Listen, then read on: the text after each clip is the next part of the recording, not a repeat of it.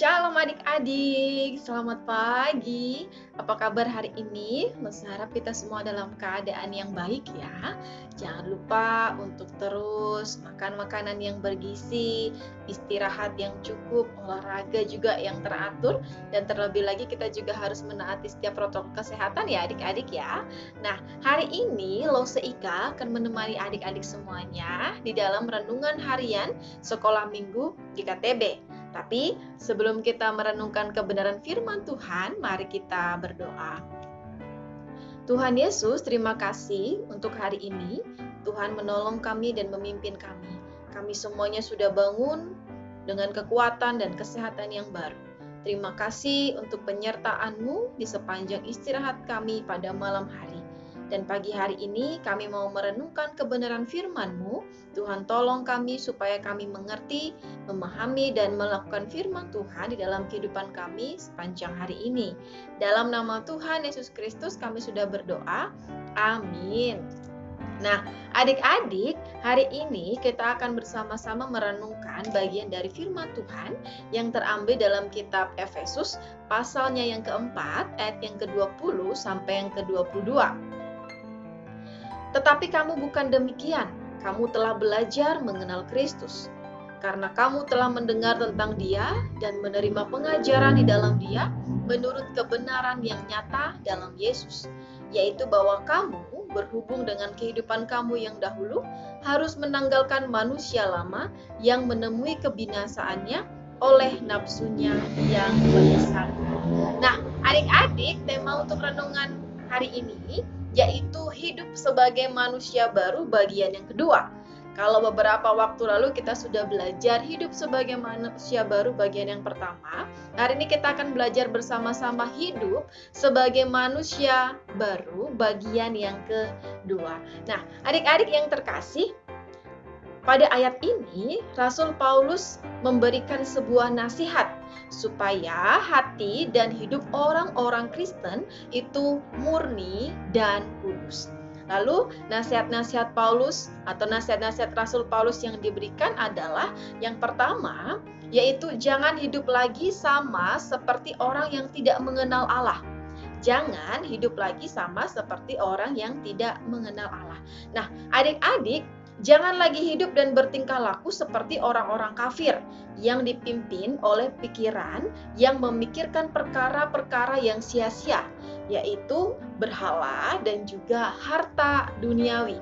Nah, pada saat itu bangsa-bangsa non-Yahudi yang sudah bertobat, yang percaya kepada Tuhan Yesus tidak boleh lagi hidup seperti bangsa-bangsa non-Yahudi yang belum bertobat, bangsa-bangsa non-Yahudi yang belum percaya kepada Tuhan Yesus Kristus.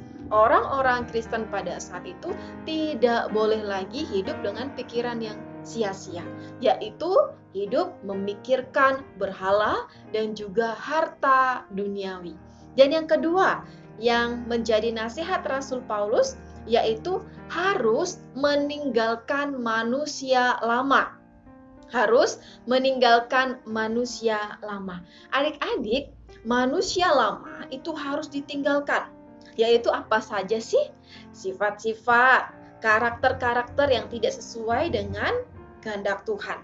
Semua itu harus kita tinggalkan ya. Jadi sifat-sifat, karakter-karakter yang tidak menyenangkan hati Tuhan, yang tidak berkenan di hadapan Tuhan, itu semua harus kita tinggalkan.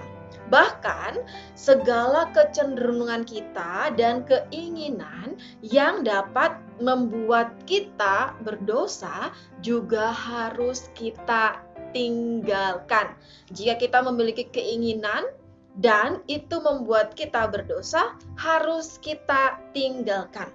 Adik-adik pastinya sudah tahu ya, bahwa dosa jika tidak dimatikan akan membawa dampak yang buruk, bahkan dapat menghancurkan kita. Nah, adik-adik, itulah yang menjadi nasihat Rasul Paulus yang kedua. Dan yang menjadi nasihat Rasul Paulus yang ketiga, yaitu manusia baru harus dikenakan. Ya, jadi kita menanggalkan manusia lama kita dan kita harus mengenakan manusia baru kita. yaitu kita harus memiliki sifat-sifat yang baru, hidup dalam kekudusan, hidup dalam perkenanan Tuhan, hidup harus sesuai dengan kehendak Tuhan. Bagaimana supaya kita tahu apa yang menjadi kehendak Tuhan dalam kehidupan kita? Yaitu dengan cara kita harus rajin membaca firman Tuhan. Karena di dalam firman Tuhan kita tahu apa yang baik, apa yang tidak baik, apa yang menjadi kesenangan Tuhan, apa yang tidak menjadi kesenangan Tuhan. Dan sebagai orang-orang yang sudah percaya kepada Tuhan Yesus Kristus, ia sudah mengenakan manusia baru, maka ia juga harus melakukan apa yang menjadi kehendak Tuhan di dalam hidupnya. Jadi, kalau dulu belum bertobat, belum percaya dan belum menerima Tuhan sebagai Tuhan dan juru selamat dalam hidup kita, mungkin kita sering berbohong, kita sering mencuri, tetapi ketika kita sudah menerima Tuhan Yesus sebagai Tuhan dan juru selamat dalam kehidupan kita, hal-hal demikian tidak boleh lagi untuk kita lakukan, karena kita sudah mengenakan manusia baru yang harus hidup sesuai dengan kehendak Tuhan. Nah, adik-adik, terus harap kita semuanya bisa melakukan firman Tuhan ini di pagi hari ini ya, di hari ini, di sepanjang kehidupan kita, supaya hidup kita senantiasa terus menyenangkan hati Tuhan. Jangan lupa adik-adik untuk tetap rajin berdoa, rajin membaca firman Tuhan, rajin untuk sekolah minggu yang pastinya dengar-dengaran dengan orang tua ya. Dan juga jangan lupa untuk kita semua tetap mengasihi sesama kita. Amin untuk firman Tuhan kita di pagi hari ini. Mari kita berdoa. Tuhan Yesus, terima kasih untuk firman-Mu yang kembali lagi mengingatkan kami untuk kami hidup menjadi orang-orang, menjadi anak-anak Tuhan yang senantiasa menyenangkan hati Tuhan. Kiranya Tuhan menolong kami untuk kami boleh melakukan apa yang menjadi kehendak Tuhan dalam kehidupan kami. Tuhan menolong kami untuk kami senantiasa melakukan apa yang menjadi kesenangan Tuhan di dalam kehidupan kami.